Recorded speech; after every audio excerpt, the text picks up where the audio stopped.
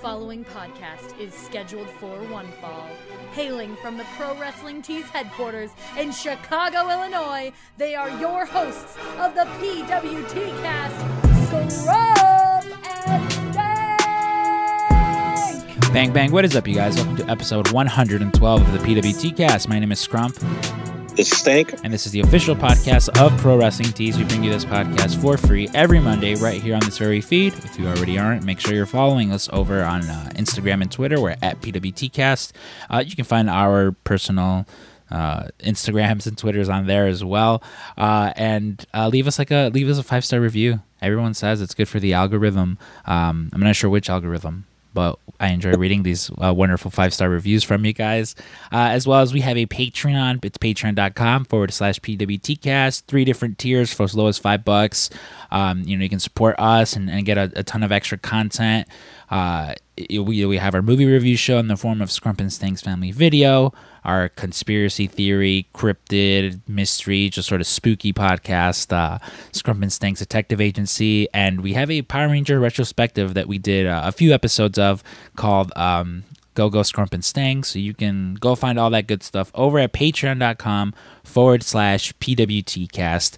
Dave is feeling a little under the weather, you guys. I think I'll hand it over to Dave to talk about it because he's a little under the weather.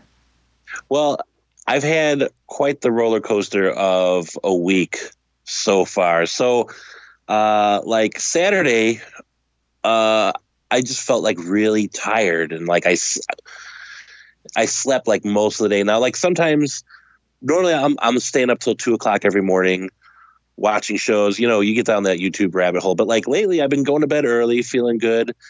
But normally, like I'll do like 2 weeks or maybe like a month of staying up real late, and then one weekend I'll crash and like I got to catch up. But like this one, I could not wake up. Like I would wake up, and then it would be like my eyelids were really sleepy, and then I would just fall asleep. And like Annie was a little concerned, but she was like, all right, maybe he's just playing catch up. And then started getting a cough. And then just out of abundance of caution, I didn't want to go to work sick. So I went and took a home test for COVID. And both me and my wife tested positive for COVID. So I told my brother, who had hung out with us that weekend, he also tested positive, and then he ran to a clinic to go get a test. He tested negative on the rapid, and we're waiting for the PCR. So we did the same thing, and then we both tested negative. And I was like, oh, well, we're still waiting for our lab tests, but I read the reviews for this home test, and it said people were getting false positives. So I felt pretty confident that maybe I just had like a summer cold or something.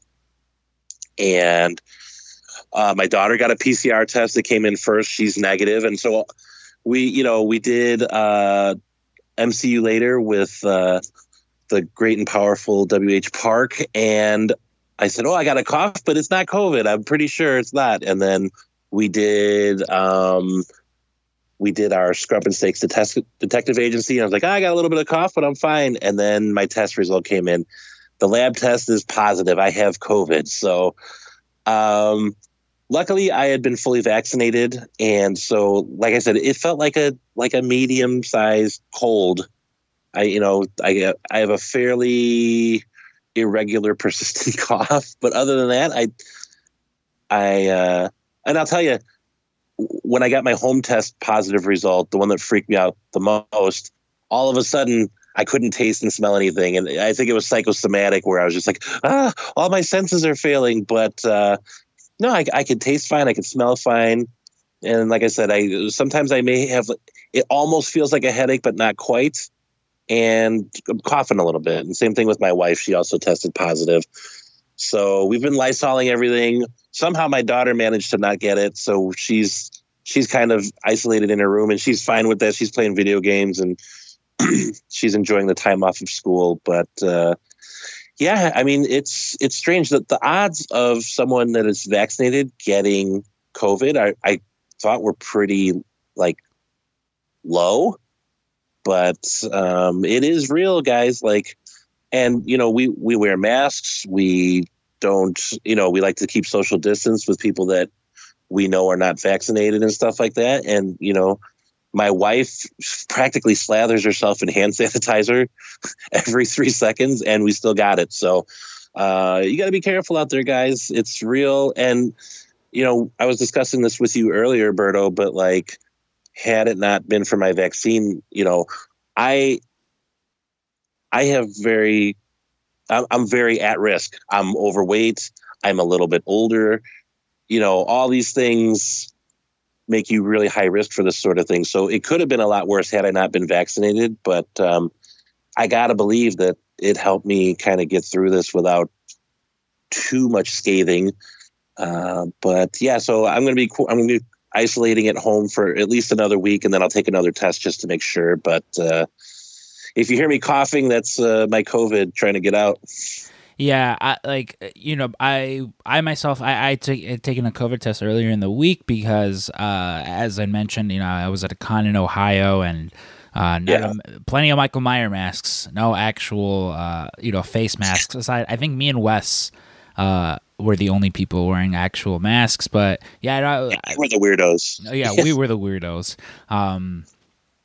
Yeah, no, like it sucked. Like you hadn't. Which for those of you guys who are members of the Patreon, you might have noticed like, oh, all these episodes came out, very very late compared to what they normally do, and it was just that it was just Dave was feeling under the weather. On top of, I was just busy as fuck at work. So it was just there was really no time to record or do anything really. But I'm happy to hear though that like despite you guys having COVID, that you guys are seemingly doing fine. Again, I was talking to a doctor yesterday, and I'll put within the context of why I was just talking to a doctor about COVID yesterday. But we were talking, and he mentioned like you get COVID, but if you have the vaccine, it's going to feel a lot less severe because it's the vaccine doing its job. Don't take any horse dewormer, please. Number one. You're not supposed to take that? Dave, what the fuck? No, don't take any horse dewormer. Dude, I was eating so much horse dewormer. I don't even think eating it is the way you're supposed to take it. Oh man. I've been doing it wrong the whole time. Well, yeah, for those of you listening, if you get COVID, don't take horse dewormer, and also don't listen to according to Nicki Minaj, if you take the vaccine, your balls are going to be huge. And I've shared a cabin with Dave, and I was just like, hey, he doesn't need the vaccine for that. Those things are looks like Dave's carrying around 2 bowling balls. But yeah, no. Again, for anyone out there, get tested, especially if you were at Riot Fest this weekend. Much like I will be getting tested again. But Dave, I randomly wound up at Riot Fest. I know what you're thinking. I know how much this guy loves some punk music and loves large crowds of people. I randomly, I got invited very last minute by a friend of mine. I went with her and her brother. Her brother was a doctor, which is, why I mentioned I was talking to a doctor yesterday.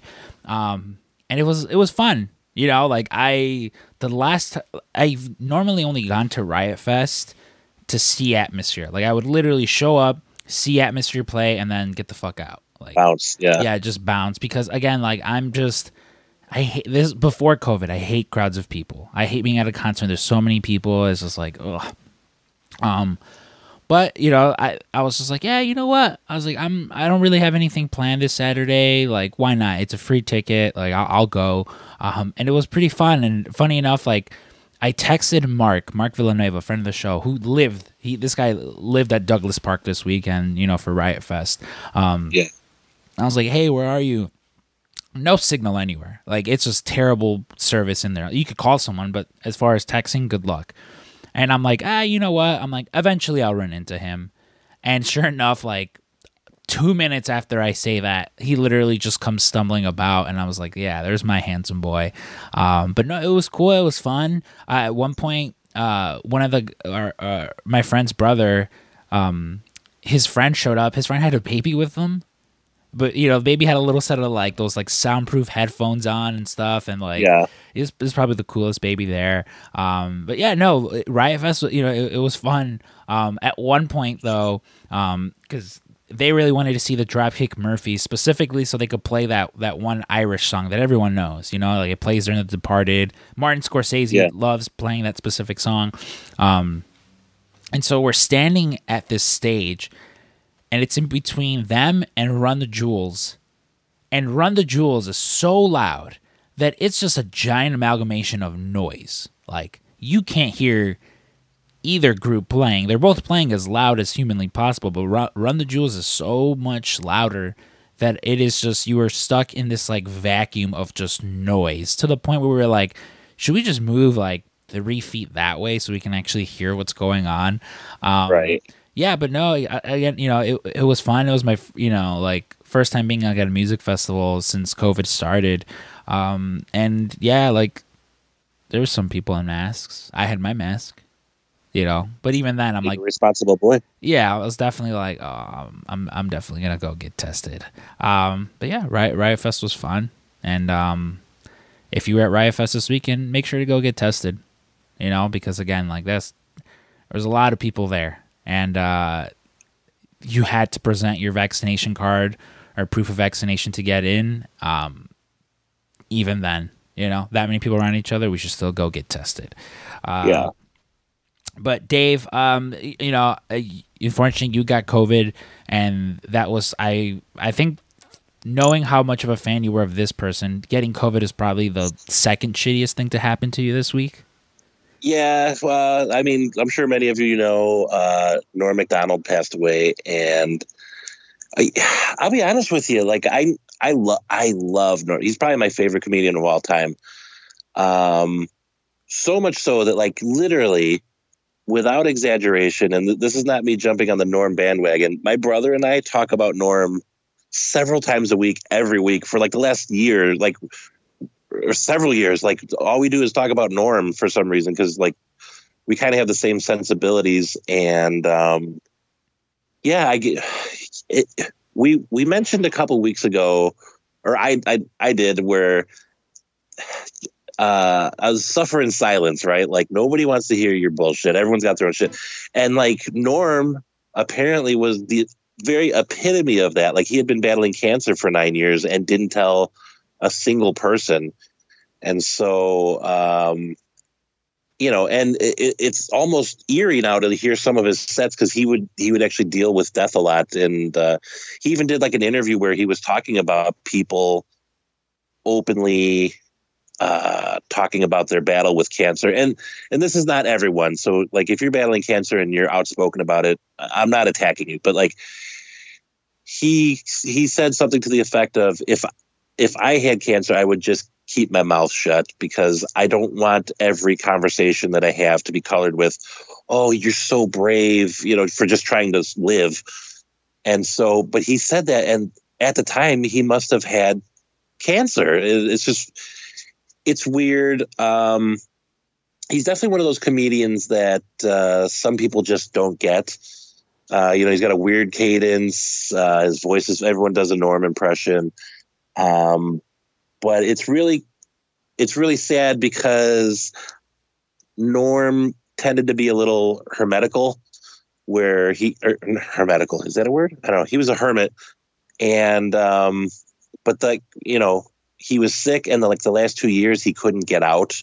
He did the Norm Macdonald show on YouTube and on Netflix, and then these last 2 years he's kind of been sitting in his apartment suffering in silence. So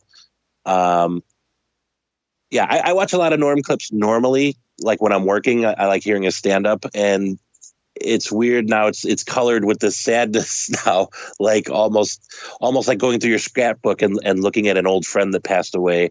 But yeah, Norm was funny. Dirty Work, obviously one of his more famous movies. I think his last stand up that he did was Hitler's Dog on Netflix. Very, very funny if you guys get a chance to check it out. But yeah, he'll be missed, and it sucks. He was pretty young. I think he was 61 when he passed away. So it's definitely a loss. I'm pretty bummed out about it. Yeah, I mean, like, again, you mentioned like, yeah, you guys would always mention him. I can vouch for that. You would often make Norm Macdonald references, and whenever I hung around you and Chris, like you guys would at some point invariably make several Norm Macdonald references, you know. And yeah, he was again to me what I loved the most about Norm Macdonald. Like he was one of those comedians. Like I'm not gonna pretend like, oh, I followed all his work and watched all his stuff. But to me he was one of those comedians who just did not give a fuck. Like if he thought something was funny, he was going to, he was going to tell the joke, whether or not, you thought it was funny. Like he famously, and I believe I'm telling the story as it goes, is he lost his job on SNL because he was telling OJ jokes, OJ Simpson jokes. Yeah, as part of he was the host of Weekend Update, and Don Ohlmeyer, the head of NBC at the time, was really good friends with OJ and told him to cut it out with the OJ jokes, and he just doubled down and just would not stop doing OJ jokes. Yeah, and like again, that's someone that's like you got to admire. Like this person said, "Nope, I'm going to fucking keep doing them, and if you have a problem with it, that's on you." And he did it, and just again, like any story you hear about him from friends, like it's just. From friends of his, you could just tell how like a genuinely a genuinely fun person he was. He brought a smile to a lot of people's faces, and again, again from the stories that I hear, it very much was the Norm Macdonald thing to not talk about battling cancer, until unfortunately it ultimately took his life.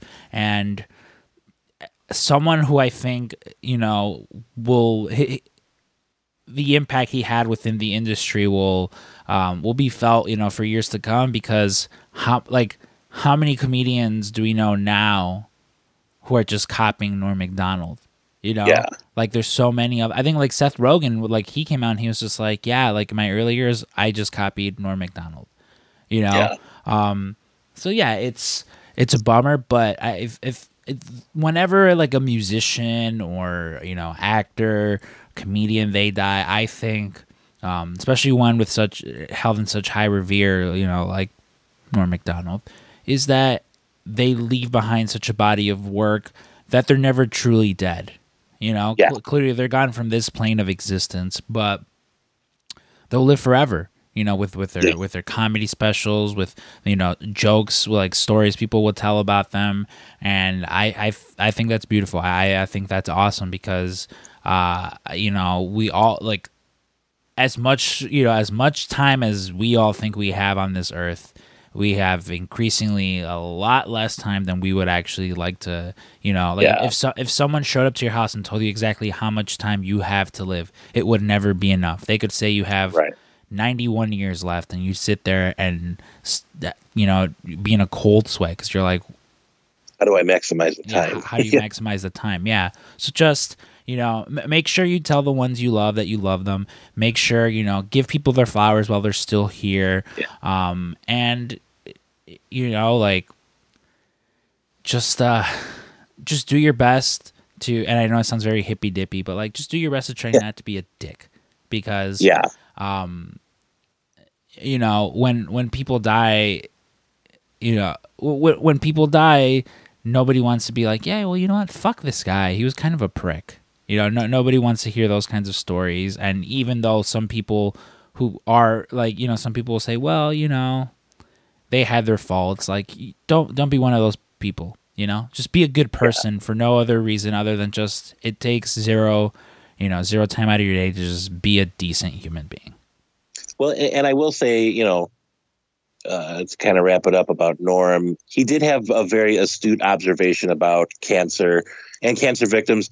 He said you'll always hear when someone dies of cancer that, people always say he tragically lost his battle. And Norm made this very astute observation. He's like, well, he didn't really lose. It was more like a draw, because when you die of cancer, you take the cancer with you. And so you also beat cancer at the same time.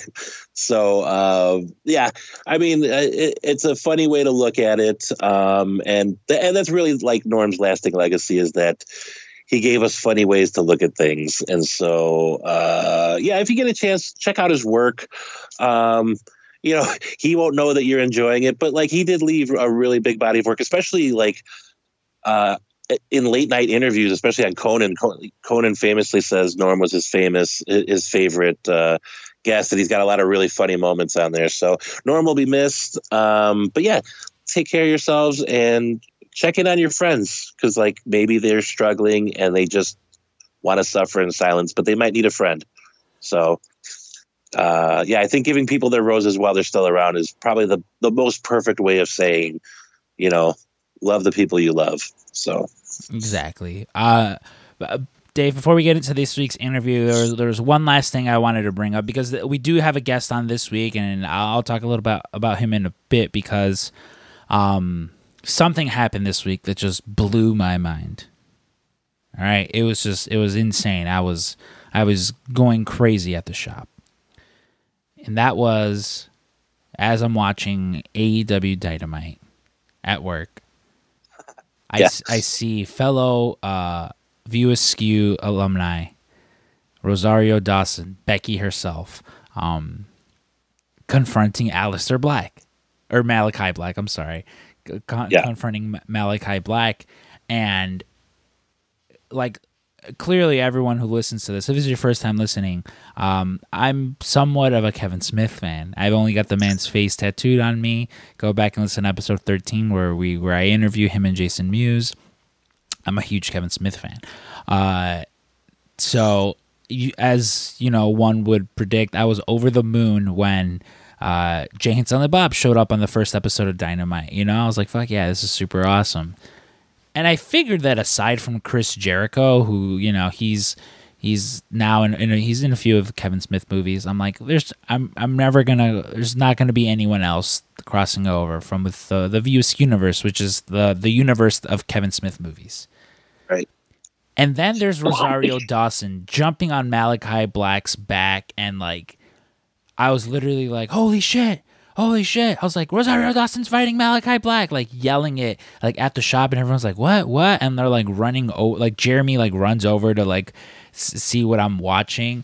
And that was just such an awesome moment. Like, again, one of those things, like I went online and I was like, this is cooler than anything WWE has done like all year long. And people were just like, oh, but actually, I'm like, I don't care. Shut up. Like, I don't care, Let me enjoy the moment. Yeah. But no, that was just so awesome. And like, I love this integration that I love that, and then of course Cody makes his return. I would have much preferred, like I mentioned to you, that she would have, I was like, he should have given Rosario a black mass and then have that be impetus for Cody to come back. But that, aside from that the whole reason for Malachi Black to come out was that he was so angry that Rosario Dawson was sitting front row wearing, her Nightmare Family like jacket. Like that was the whole impetus for that, bit, because of course in kayfabe we don't know Cody's coming back. But I just, it's one of those things where like Uncle Tony just keeps knocking it out of the park with these surprises. Yeah. Like I know that's, it's not the craziest thing. I didn't light the internet on fire. To me, that was Daniel Bryan or Bryan Danielson, Adam Cole, CM Punk, like, level right. To me, because again, it's these two worlds crossing and intersecting that I never thought would. Yeah, it was. So admittedly, I didn't have time to watch Dynamite, but I literally went to go check on it and I turned it on right as like, I was like, who is that? She was like riding it like a rodeo bull. I was like, who is that? And I kept hearing Rosario Dawson. I was like, get the fuck out of here. Is that Rosario Dawson? So I knew you were very excited about that. Yeah, it's wacky. Celebrities get used in wrestling all the time, but like this was like a little bit like a step extra, especially for like for a woman to jump on a dude and just like try and strangle him. It was so cool. And yeah, like I could hear you popping all the way from Elgin. Dude, I loved it. It was the best. Yeah. But you know what else? Also in wrestling news, Big E won the title. Pretty good. And I love Big E. I don't want to be negative. I want him to bask in the glow of his win as much as possible. the sad thing about it is you always have to wonder how are they going to make him look like a fool for 2 minutes and lose to Brock Lesnar somehow. So I hope that doesn't happen. I hope this guy gets a long reign. I don't think it will. I think they just did it so they could see a title change in Saudi Arabia. But I mean, the fact that he got it finally, I mean, good on him. He's worked very hard. I think he deserves it. And in a nice little cross promotional note, Will Hobbs congratulated him on Twitter, and then Big E said, "I've been watching you for a long time, and you've got all the tools." Like, wrestling is such a good love fest right now. I love it. I love it even more when these wrestlers like congratulate each other cross company, and there's all those weirdos in the comments who are just like, "Yeah, oh, like WWE should punish you for saying hi to someone in AEW." That's like, yeah, but no, yeah, congrats to Big E as well. Yeah, that was pretty awesome. Like, I know he's famously been talking about wanting a match with Goldberg. Maybe he gets one. Hopefully not for the title because, yeah. You know, Goldberg will probably. Yeah, Goldberg, your kid seen you take the title off of enough people. Just go chill out. We don't need any more Goldberg. Yeah, and you know, since you know, going from Rosario to Big E, let's go to another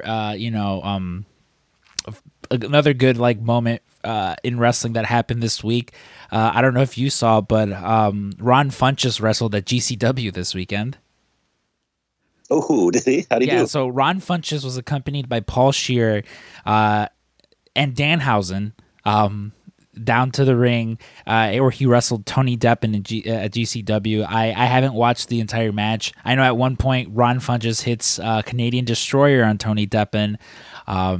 And everyone's doing them Canadian Destroyers. Everyone's doing those Canadian Destroyers. But by all accounts, Ron looked good. He famously trained at the Santino's brother wrestling school, where fellow guest, past friend Brody King trained. So you know he knows his fundamentals. And word on the street is he did not win the match because Paul Scheer turns on him. I don't know. I haven't seen the entire match. I've only seen clips. But you know, wrestling can be fun. Wrestling can be fun when they try, and I love that. Yeah. But what I love even more, though, Dave, is the interview with this week's guest. So I put out a tweet last week where I was just like, we just recorded. I was like, I just recorded an interview with someone that I've been wanting to talk to for a long time. Like, you know, it's giving me goosebumps thinking about it. And I think a lot of people thought that it was someone within like the wrestling industry. Or like Brendan Fraser. People were like, "Did you get Batista? Did you get like Brendan Fraser?" I saw a lot of Batista guesses. Yeah. Trust me, if we ever get Batista, we will not stop advertising that. We will let you know every single day we got Batista. No, but today's guest is Tim Jacobus, who you might not recognize the name immediately, but if you grew up in the 90s, you have seen his artwork countless times. He of course illustrated the Goosebumps book, the original Goosebumps books, and like such a cool dude. You know, I mentioned in an interview, like I bought some prints from him, and I reached out to be like, hey, you know, would you want to do an interview? Like, I know this is, you know, Pro Wrestling Tees, it's the wrestling podcast, but you know, I'm like, I do substantially talk about your books, and he came on, and you know, I think I can speak for both of us, like, cool fucking dude, you know? He had a lot of fun stories to tell. Yeah, and you know, we were just, at least for me, I was thrilled by just how much he had to say, and you know, like we teased episode 2 with him, and like I definitely think he's someone who's gonna come back for a second interview at some point. Yeah, I mean, one, how cool is it to see someone that literally was a part of your youth, right? Like, how many times do we see cool stuff and you don't know who the creator is? And like, we're so blessed to know who this guy is, and he was so generous with his time. And like, the cool thing about it is like, you can reach a certain level of notoriety, especially when it comes to like art and stuff. And it's very easy for you to get jaded. And you know, how many times has he probably been at conventions and said, "You're my favorite artist and I love you, and you've inspired me to be art." And then you hear that 1,000 times, and it's really easy to get callous to that. But like, we could tell from talking with Tim that, like, one, he loves what he does. 2, he loves talking to the fans of the artwork that he made, and he still has like a really open, generous spirit. And that, it's so refreshing to see someone has decades of great success and awesome art and creativity still have that friendly spark, and so cool. I don't know what I expected talking to him, but he far exceeded my expectations. Very cool guy, and like I said, I can't wait for episode 2 with him, because I like we said in the interview, I think we barely scratched the surface with this guy. Definitely, and like the fact that he's as much of a chatty Cathy as we are, definitely. Yeah. I think that definitely helped, and yeah, it's a really fun interview. So without any further ado, let's go ahead and get into this week's interview with the legendary Tim Jacobus.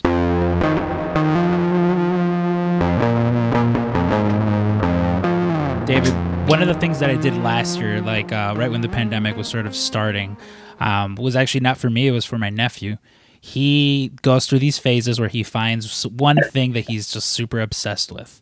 And in this instance, it was Goosebumps books, which I love because I've mentioned several times on this show, those and like whatever wrestling related books at my school library, if they had them, I'd always take them out. And of course, the artwork was always what stood out the most to me, because as a kid, I'm not really like reading what it's about. It's mostly just like, oh, cool, there's a creepy looking, scarecrow on this one. I got to read this. So it was cool to see my nephew who, he's now like the age that I was when I was discovering those books. And the thing that I loved the most was because some of the newer, like, republished ones, they have like different, they don't look like the original ones. And I remember one time I got him one of those and he was just like, oh, these don't look like the ones that my mom has and the ones that you have. And I was just like, all right, this kid wants the OG ones. He wants the original ones. So, I would go to, wherever I could to find the original ones. And, he has the complete set. Again, he's 9 now, so he probably read them all and kind of just forgot about them. But these are books that, are just, for me, synonymous with my childhood. And I was very happy when, like, a few weeks back, one of our coworkers, he's like, hey, he goes, the illustrator of these Goosebumps book, he sells prints. And I was like, shut up, really? And, I go to the website, I purchase some so I can decorate the office with.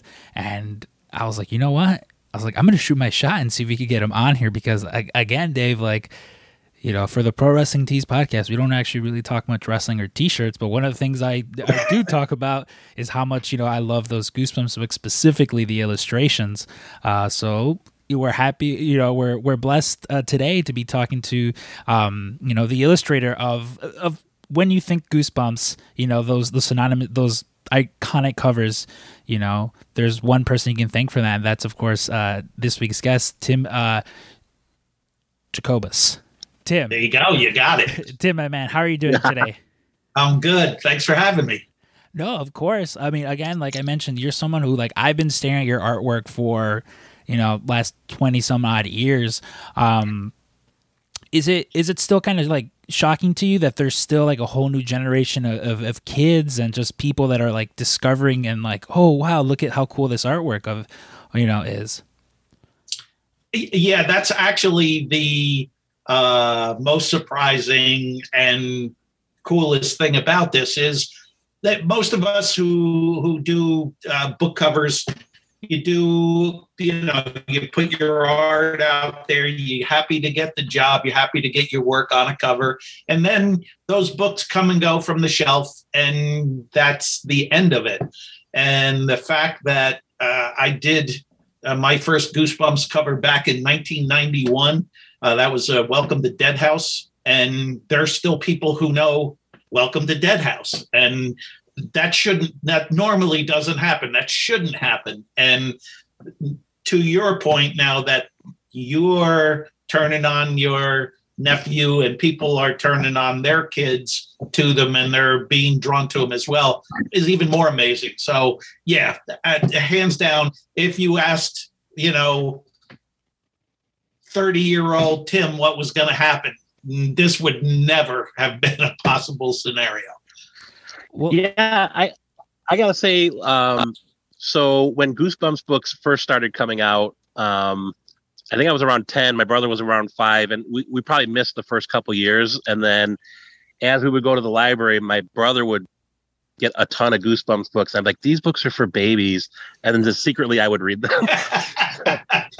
Well, you got to remember, I was a grown man before I read my first Goosebumps, and even when I was reading, I'm going, shit, these are pretty good. These are better than a lot of the adult books that I did covers for. It's like, I'd rather read this any day of the week. Yeah, I mean, I got to say, there's something obviously iconic about all those Goosebumps covers. It's got the same kind of that warm, nostalgic quality that, like, a lot of, like, Garbage Pail Kids, for instance, or the art on Trapper Keepers, for, going way back when I was younger. It's just amazing to see how many different themes you could come up with, because I'm the artist for Pro Wrestling Tees, and a lot of times, you have all these wrestlers coming in and they're just like, I need this. It's really hard maybe to stay on point and stay fresh. For you, like, what's some of your process when you're coming up with these covers and being able to keep things so fresh and imaginative and colorful for kids?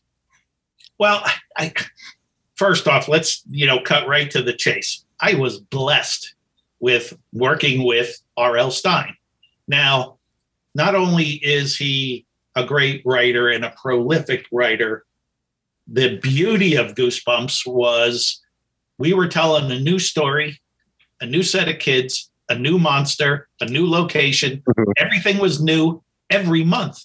That's not the way this works. So I had nothing but fresh ideas thrown at me, or fresh scenarios thrown at me every month to say, okay, come up with something for that. See, let's use you as an example. You're working with wrestlers. Wrestlers are wrestlers. And the box that you're working in is a little tighter. So like you say, sometimes it's hard to find the fresh angle. I didn't have to stretch too hard to find a fresh angle. How is it exactly that you get to work with R.L. Stine? Because, did you guys know each other prior, or was it sort of just like, hey, check out my artwork, if you want to collaborate in the future? Or how does that, partnership? Yeah, the book business is funny, and you would think exactly that what you're thinking, that at some point I would be talking to R.L. Stine, and he would not how it goes. The book business, they keep authors and illustrators separate. Me as the illustrator, I would work with the Scholastic art directors.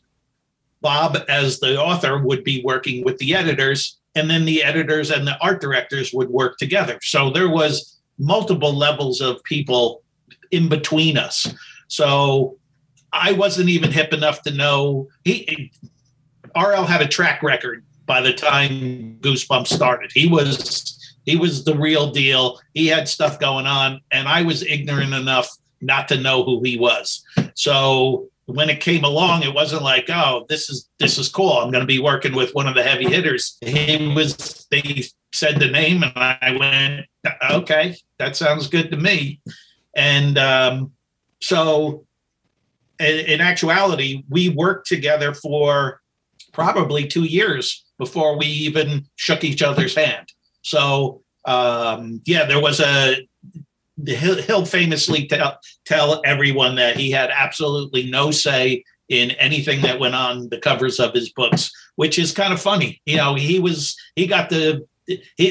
only luxury he had was he got to be the first person to see the finished artwork before anybody else. And after that, he didn't have a lot to say, or, I'm sure if he didn't like something or he had suggestions, I'm sure they would have made it into my court. But from what he says, maybe he's just being nice to me, but he says he always loved what I came up with. Dave, I'm sure you can kind of relate to that because you do so many different people's T-shirts and just artwork for them. And at a certain point, this is just a person that you're used to just corresponding emails with. And then when you finally do get to meet them, it's just like, oh, okay. Yeah. I mean, it's always fun to collaborate. There are times where I wish, having that creative freedom to just they give you certain parameters and then you just do it. And then they say, I like it. That seems awesome. But the artwork on the Goosebumps covers is so easy to like. Like, I can't imagine someone saying, yuck. That's not at all what I was thinking of. Well, to be perfectly honest, in the book business, I had a lot of freedom doing the Goosebumps covers, and that's very, very unique. Doing book covers in general is a collaborative thing. You have a lot of people's opinions. People will weigh in at any given time, not only at the beginning when it's most useful, but they could be showing up at the 11th hour and making you change stuff. For whatever reason, here's my theory. This is totally my theory. And if somebody else says it happened differently, that could be true too. This is just from where I sat. When Goosebumps started, they weren't very sure of it. Actually, they were kind of downplaying it, going, I don't know if this is going to work. It was the first time they had done horror for that age group. They were really concerned that the kids wouldn't be drawn to it and that it really was going to be a bust. So at the beginning, when you have a project like that where nobody's putting a lot of merit into it, then people leave you alone because it's not that big of a deal, and they may have other things on their desk that they feel is more important. So for the first couple of books, I got to just, do what I wanted to do. And again, people were very nice. They liked the stuff. And then somewhere around book 6, book 9, somewhere in there, all you guys started telling each other that Goosebumps were cool, and the sales started to take off. And it was from a flat line where there was talk of maybe this is it. Goosebumps is going to stop at, book 10 to, oh my God, there goes the sales. And at that point, now they've got a rocket ship running, and everybody took the same thing going, don't touch this. Don't anybody mess with this. This is working. Let Tim do what he wants to do. So I don't think there would be any other scenario where I wouldn't have more people putting their 2 cents worth in. I did work with people. I'm not one of those guys who thinks I have all the great ideas. That's not the case. I always want to hear other people's ideas, and I like when somebody has an idea that I think is hard to do, and I wouldn't normally come up with that one because I would shy away from it.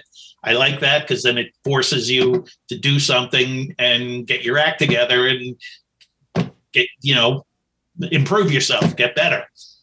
Having done as many covers as you have, specifically for the Goosebumps series, because I know you've worked on other things as well, but as it pertains to the Goosebumps one, are there any that stick out as you as like, I can't believe I got to do this one? Like, I know for me personally, the Haunted Mask series is my favorite. So that's always just like one of those iconic ones that, whatever, that or Night of the Living Dummy, just those two are like, when I think Goosebumps, those are just the two that I go to. Are there any that stick out particularly for you? So again, it was a different perspective. So, and I'm doing the sketch for, if you're at the store and R.L. Stine was writing the book at the same time I was doing the cover. So I didn't have the books to read. I got a little synopsis of what the book was about. So it took me a long time to go, oh, my cover and this book go together really good. When I got a chance to go back and read the books, it was always very disjointed. So I didn't get the full impact. I knew the story was about a haunted mask, but I didn't know what happened in the haunted mask. I didn't know what happened in any Goosebumps story. Like, I never knew the ending to any Goosebumps story while I was doing the cover, which is pretty good because maybe I would have given away too much on the art. So there's ones that became, iconic, and then that's the ones that people know the best. You guys hit 2 right on the head. Haunted Mask, Night of the Living Dummy, A Day at Horrorland. These are ones that everybody knows and are drawn to. there's ones that just, I knew that something cool was going on way early on when we did Say Cheese and Die, because Welcome to Dead House was almost a typical horror story. It was a house and there's a guy in the window and the door is partially open, and okay, yeah, it's cool. But when we're doing a family of skeletons barbecuing, that's, we've gone to a whole different realm. And I was like, oh, this is fun. That's what this is supposed to be, fun. This isn't 100% scary. It's kind of funny at times. So I just couldn't wait to do the next one, because I'm like, wow, if I get to, who doesn't want to do a family of skeletons barbecuing? That's my job. I'll take that every day of the week. Now, like, I haven't been keeping up with young adult serialized fiction, but like, I think what's lacking now are books like Goosebumps now. Like when I was younger, there, you always have like the Hardy Boys, Nancy Drew, Babysitter's Club, these really short, compact stories that you could read, and then you get a new one the next month or every couple months or so. And now it seems like they're leaning towards more like novel styles, and then you'll get one every couple of years or so. Right. Do you think something like that is kind of lacking in today's youth fiction? There's a couple of things. I think the 90s were a real golden time because everybody was taking chances. There was a lot of crazy stuff happening in all forms of media, not just in the book market, which was cool. There was, you guys had a lot to choose from, and stuff that was, horror was there. There was kooky stuff on, Nickelodeon. You guys had some of the wildest cartoons going on, and everything's been kind of homogenized since then. And, we're nerfing everything in our life to make sure nobody gets hurt. And it's bled over into the culture. And, I wish there was more edgy stuff going on for younger kids, and, to have, they don't necessarily need more Goosebumps, but they could sure use something unique that played a little bit on the edge and did give them a little bit of a jolt. Our job wasn't to knock you guys out and leave you crying. It was just get a little fear action going and have you get your heart rate up a little bit. And that's missing. The other side of it, where, making large novels that people can really get into. I think there's a lot of economics behind that, and paperbacks were in the 80s and 90s, and even before that, the amount of paperback books that were sold was astronomical. It was off the charts, and because there were very limited forms of entertainment. There was, the internet was in its infancy, if it existed at all.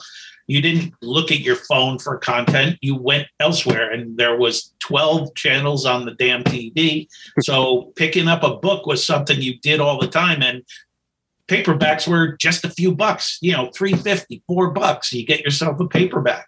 So they were a go-to location to get some real entertainment. And now it's diverse. There's all kinds of entertainment. So the paperback market isn't what it was, for sure. And the more stuff is sold by author name now than by storyteller. See, I'm someone who I very much appreciate physical media still. Like, I will still buy a DVD or a Blu-ray, or go and buy actual books. Like, I mean, again, even with the Goosebumps books, what saved me was the there's no shortage of half-price books or like those kinds of bookstores everywhere, where it's like, yeah, sure, I could have easily been like, oh, you want to read all the Goosebumps books? Here, let me get your tablet. There you go. Let me put in my credit card information. You have all of them at your disposal. But like, to me, there is just still something, charming about having like the actual book. You mentioned TV as well, which is funny because like I was so obsessed with these like Goosebumps books as a kid. Our family, we take like a trip to Wisconsin Dells. It's just like, all right, we're going to Wisconsin Dells for the weekend. and we didn't have cable, so I was completely unaware that there's a Goosebumps TV show. And I'm probably 8, maybe 9 years old. And I remember being furious with my parents, swearing that like they had ruined my vacation because they did not let me stay at this hotel by myself, because I'm like, oh, let me see what's on TV. And I'm just like, wait a minute, there's a Goosebumps TV show? And like that's a story that like they still bring up to this day, where like how dare they not let me stay at a hotel, you know, by myself at 8 years old, because I really wanted to you know, to watch this Goosebumps TV show, because I was just, you know, so enamored with the show. But like I mentioned, you know, obviously you've done more things than Goosebumps. At what point do you start illustrating? I went to a small art school in Hillsborough, New Jersey, and one of my instructors was a book illustrator. We had all different kinds of instructors. I had wildlife artists and, you know, more standard, you know, art directors. Also had some incredible painters who worked for the Navy. So we had just a wide range of people who taught us. But this guy, his art lent itself, you know, and it was a very surrealistic style. And he took a liking to me. And what was great is I was ignorant enough to go, oh, this is it. This is what I'm going to do. If I knew better, I would have talked myself out of it. Luckily, no one in my family is in the book business or anything. Like, there's so many things along the way that I had no idea were going to come, and I very easily could have talked myself out of it. But one of the things that this instructor did for me is when I got out of school, you know, he kept telling me, yeah, you know, why not? You could do this. Why not? You know, of course you could do this. And when we graduated, he said, okay, I'm going to do you one favor. He goes, you're not going to go get a job with me, but you're going to come with me when I deliver a piece of artwork, and you're going to sit there with me while I talk to the art director, and we talk about, you know, either changes to the art, or just, I want you to get a feel for just coming and sitting in an art director's office and, you know, put yourself there, start to visualize yourself being there. So we did just that. And he took me into New York. I brought my portfolio with me because he said the guy was going to be nice enough to take a look at it. And so we go into this guy's office, and the thing that struck me right away was, okay, now this is 80 something, 85, 84. And there's no digital art at all. Everything is traditional. And when you go into an art director's office, there's literally hundreds of paintings just leaning up against the wall. And, you know, they could be 5 or 10 deep, and they're all around the room, and they're stacked on the desk, and they're on the, you know, on the windowsill. They're everywhere. And I just remember walking in and seeing, and all of it so good, all of it off the charts good. And I know what I got in my portfolio, and I was just like, I don't want to show this. I don't want to show this today. It's just cool enough to be here. But the thing that struck me the most was, as soon as I leave here, all this goes in the garbage. I got to start all over again. I need to make better stuff to really find myself to come back here and actually be part of this. And the guy was great. He was nice. He looked at my stuff, and he gave me the advice of, yeah, he goes, you have nice art, but it looks like school art. He goes, if you want to get in the book business, everything in your portfolio should look like a book cover. And so there it was. And I went home, and I spent 2 years, and I threw everything away, and I started from scratch, and I came up with 8 book cover looking pieces, and started that, then hit the streets, and it took a little bit, it took a little time, but finally landed one. And once you land one, it's easier to get the next one, because nobody wants to be the first guy to take a chance, because they don't know if you're a loser or not. You may, right. You can produce nice work and put it in your portfolio, but the idea of doing someone else's idea, getting it done on time, being consistent, can you do it more than once? That's the chance they're all taking. And a lot of guys didn't want to take it, but yeah, I say this a lot, and it's not some modesty bullshit. I've been very lucky, and luck is an element of everybody's life. And, being in the right place at the right time. Listen, you got to work hard. You have to do all of those things, but there's also an element of luck. And I got a couple of those lucky breaks along the way. And that's why I'm still, I'm 63 now, and I'm still doing covers. And I would have never imagined that was possible. I would have never imagined it was possible to do 2, let alone be doing it for, do hundreds and still continuing to do it.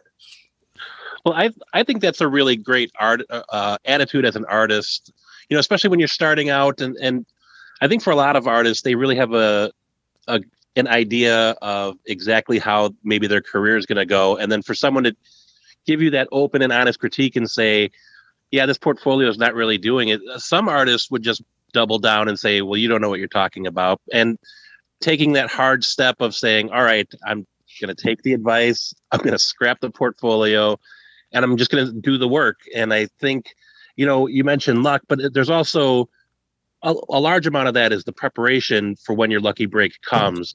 And so, 100% true. Yeah. If you're just sitting around waiting for luck to show up, that bus isn't coming.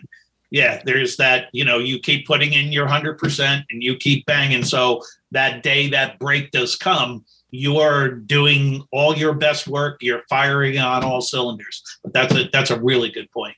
Yeah. I mean, the other thing, and I'm more towards the other side, where a lot of artists are self-crippling, where I was always, this isn't, even when I was rebuilding that portfolio, this isn't good enough. This isn't good enough to go get a job. I need to do one more before I head back to the city. I need to do one more. These aren't quite it. And you can, the part that makes you get better can also be the part that holds you back.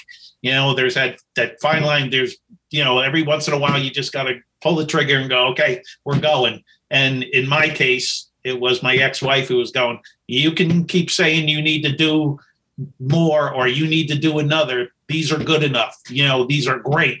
Just, let's go show people it. And again, I'm still my own worst critic.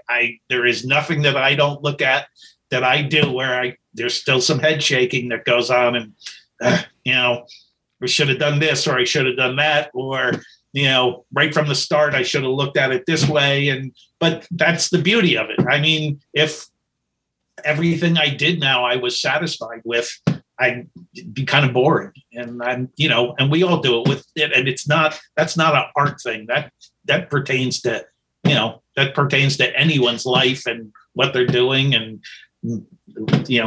whatever you do for a living. Well, there's that old saying, it can be perfect or it can be done. I think that applies to artists more than anyone. Especially when you're a commercial artist. When you're a fine artist and no one's there to tell you, hey, that's got to be done now, and you could string it out as long as you want. Boy, that could be trouble. Where when I'm doing what I'm doing, there's a deadline every time. It's not open-ended. It's, usually it's a heck of a lot shorter than you really want it to be. But to your point, you got to go, okay, let's turn the corner. We got to bring this thing home, and that's good enough. And like you say, you figure out how to do things that, again, most of the time it's things that only annoy me. No one else looking at it. They're not seeing the same piece of art that I'm seeing. I've already spent, 40 hours staring at this piece of art endlessly. No one else is going to do that ever. Even if you hang it in your house and you love it to death, you're going to look at it and then you go walk away and you're going to go do something else. And only I see what I see, and everybody else experiences a different piece of art. And I'm sure it must be the same for musicians. The song that they write and the song that they're hearing in their head isn't the one that we're hearing, because we've only heard it, a dozen times, and they've heard it 12,000 times.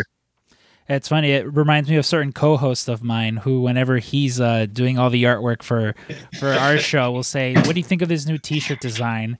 And I'm like, "David, that is the most incredible thing I've ever seen." And he just goes, "Yeah, it's all right." And I'm like, no, trust me. I'm like, people are gonna love this. And he's just like, nah. Yeah, it's a curse and a blessing. That's what makes you better. But it's also, it can. What I find is the pieces that I think are the greatest things I've ever done maybe doesn't get as much thrill out of people. And then other pieces that I know they're good, they're okay, are the ones that people are just, are the ones that people point to as, oh, that's the greatest thing you ever did. And I'm like, yeah, but look at how much effort this one, like you can't even sell them on the concept of, hey, look at this one. It's just the way it is. And people like what they like. And that's also cool. That's the fun part of this. Well, I think one of the things too about your artwork is that, like, there's definitely sometimes that just the artwork itself sold the book, like I didn't have to look at what the book was about. It was just like, oh shit, look at this one, That looks rad, yeah. Like it looks cool, like do I really want to read a book about lawn gnomes? No, but like look at how cool the artwork's. Like it has to be good, and that is again one of the beauties. Like it sells itself, and very much like, because I'm sure there's musicians we all listen to who are like, oh yeah, you know what? They put out a new album I wasn't even aware. Let me listen to it, because they haven't steered me wrong before in the past, and so you definitely want to look at it. And also one of the things you mentioned earlier that I love when with just people in any sort of like art field say is just like don't do it expecting to blow up. Like Dave and I, we it's not like we expect Joe Rogan's sponsors to go, hey, you know what, forget about that Rogan boy, we're gonna sponsor you guys. Like it's more so like, yeah, let's just let's have fun, let's be good at what we do, so that when we get famous, right? You don't aim that way, but yeah, you don't aim in that direction, but that shit can happen. Like it can happen, it can, and but that can't ever be your driving force. Well, yeah, it gets the water gets muddy. Yeah. You should think that that's going to happen, and you shouldn't think that's going to happen, and you'll be fine. Definitely. So just as we sort of wind down here, is there any advice for anyone listening right now who in the back of their minds like, oh, I would really love to, to illustrate a book, as far as, I mean, you've already kind of mentioned, like, don't sit around waiting for some major publisher to, discover you. But like, is there any other advice you would give to people who want to get into illustration? Well, we've touched on a couple of them, and I'll hammer it home, but this is a great time for young and up and coming artists, because there's so much media out there. And if your thing is book covers, there's lots of people who can self-publish now. You're not just stuck with, oh, I have to work for Scholastic or I have to work for Simon and Schuster. It's not the way it works anymore. Everybody can publish, and more people are writing. And again, these aren't, they may not be big, giant publications that sell millions of books, but it's an opportunity, and it's an opportunity to be on a real book that gets printed, and it's tangible, and you can hold it, and your artwork's there. And there's a lot of that out there. But back to what we were really just talking about is the most important part. Find something that you like to do, whether it's writing or creating music, or in my case, illustrating and drawing, and do it for the sake of doing it. Like, I've always tried to think about what would have happened if I never got that first book cover. And I got to believe, and I still believe, that I'd still be doing this. It would still be on a Wednesday night if I got home from my regular job. I would go, all right, I feel like drawing. I feel like painting. Maybe it wouldn't be the subject matter that I'm doing now, or maybe I would be still doing more acrylic work than digital work, but I would be just doing it to, enjoy myself. And if you can find that thing that you like to do and enjoy yourself, it'll come through, and people will start to gravitate to that, because your positive energy, your happiness, your whatever it is going to be reflected in that art, and it's going to reflect back on them. So just do what you like to do, and you'll always be happy, and maybe you'll make a couple of bucks. Tim, thank you so much for, spending time with us today to talk. It's a really big thing for me. Like, people all the time are like, oh, you guys must be so excited when you get to talk to like wrestlers and things like that. And honestly, to me, I'd like to talk to wrestlers too. So I really appreciate you guys reaching out. I do, you can tell I talk a lot. I like to talk to people. This is not something that, I've had people say, oh, gee, doesn't this get old? And it's like, no, this doesn't get old. This is the cool part, is people like you. You guys are out there. You're being creative. You're doing your own thing. You were, hopefully influenced positively by the Goosebumps thing and kind of helped put us all here at the same time. That's great. Awesome. We appreciate it. And hopefully we much can appreciate. we can have you back, some other time, because anytime. I feel like we just sort of scratched the surface. Oh yeah. There's plenty of crazier stories to talk about. We could do that too. If people want to find you online, look at some of your artwork and stuff, where could they go for all that? Yeah, just it always, with social media, just type in Tim Jacobus and it will get you there. On the web, it's jacobusstudios.com, and you can find the Goosebumps prints that are available there, and other prints as well. Awesome. Thank you again, Tim. We appreciate it. And like we mentioned, everyone knows here that whenever we have a guest on that we clearly like, we're already advertising episode 2. So episode 2 with you at some point down the line. And hopefully, we get to meet at some point at one of these cons, because that would be great. Yeah, anytime. Yeah. Have me back.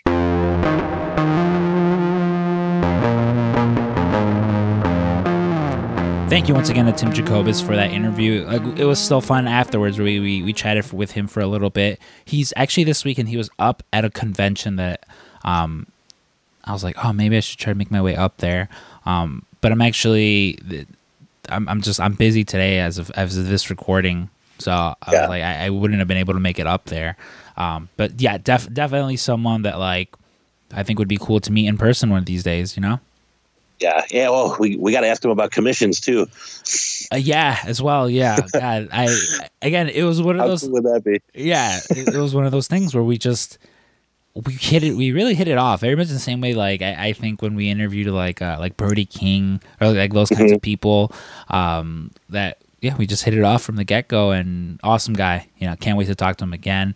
Cool. Speaking of awesome people, though, the show, of course, is brought to you by our wonderful sponsors. We have Guerrilla Publishing, our favorite independent comic company right now. They have a Kickstarter up for the Ralphs right now, friend of the show, Ashley Esper. Her Kickstarter. Go check them out. M3 Toys as well. They have a bunch of new arrivals coming in and a bunch of stuff you can pre-order. Head over there and use the promo code PWTcast. Get a whole ass 10% off. And of course, Freelance Wrestling and Freelance Underground, Chicago's premier independent wrestling companies. They're starting to run shows again. I can't wait to go see our boy Trevor Outlaw become king of freelance, as the boy. He's been killing it. Oh, to think we were there to see his first match, live, and it's fun to see where he's at now. I can't wait to see him one of these days crushing it on weekly TV. But another way you can support us, though, is aside from, supporting our wonderful sponsors, is heading over to Patreon, patreon.com/PWTcast. Again, 3 different tiers you can sign up for.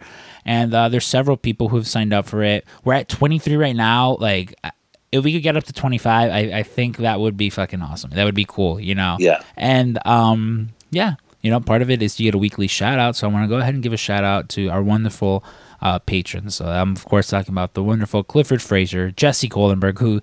Jesse, I love Jesse because I posted something earlier in the week on Twitter, and Jesse, knowing me so well, having known me so well, says, well, he's like, it's either this group is getting back together or this is probably about a girl. And I was just like, Jesse, you son of a bitch, you know me so well. So shout out Jesse Kohlenberg. Our little buddy Mark Villanueva, who this guy, he had a Hulk Hogan tan going on, brother. He's been out in the sun 3 days. I believe he's going back to Riot Fest today to see Slipknot. But boy, was this man he looked like he'd been living on a beach. Our man Joshua Davis, the Invincible Man himself, Ryan Mears, our man Neil Flanagan, Shannon Hownick, Jonathan Mayer, Hot Topic Joe, who I may be seeing this weekend. I may be going down to LA for PWG. I haven't made up my mind. I gotta see how things work out. Of course, Ryan Crossley, Taffy, again, who I might be seeing this weekend, Vivian. I should go drop off Vivian's birthday presents today. You should. I should. I'm going to text her after this.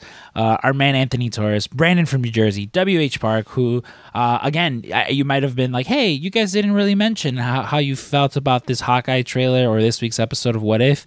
If you want to hear that, go over to postwrestling.com where you can hear us talk with W.H. Park about all that good stuff, because we did an episode of MCU later with them, and yeah, that was a lot of fun. John Cena, of course, you can hear me talk about how beautiful his eyes are on that episode of MCU later. I was hoping to run into this person yesterday because I knew he was at Riot Fest, but I didn't. And I'm, of course, talking about my godfather, Jesus. Shout out, Jesus. Shout out, Jesus. Or even this man who was there yesterday, too, but I didn't see him. And, of course, talking about Brad, old B. Dornick. Shout out Moises Garcia, Sean Levine, Eric Campbell, Katie Fabe, and of course, the one, the only, Steve Feast. Thank you again to everyone who subscribes. Thank you to everyone for the support, Make sure to like and retweet, all the new episodes we put up. We greatly appreciate all the support. There'll be an episode, for those of you guys who are members of the Patreon, there'll be a new episode of the Scrump and Stanks family video this Friday. And with October coming up, we're working on some spooky stuff for you guys. Because, if you guys know anything about me and Dave, is we love Halloween. I already have my Halloween costume. I'm going as Donnie Darko this year. Simply because of how easy it is to put that costume together and how lazy I get. To put together something intricate. So thank you again, for all the support, you guys. Thank you again for listening. Dave, is there any final words you have before we get out of here? No, I mean, treat each other nice, stay safe, and if you're feeling a little sick, get tested and just be safe around each other, because anyone can get COVID, as I've gone out of my way to prove, I suppose. But other than that, you guys have a great week, and yeah. All right, guys. Well, for the PWT cast, I've been Scrump. And this is Stank. And this is friend of the show, Kenny Omega. Kenny Omega here, friend of the show. We've run out of things to say here at the PWT cast, and so I must bid you adieu. Goodbye and good night. Bang, bang.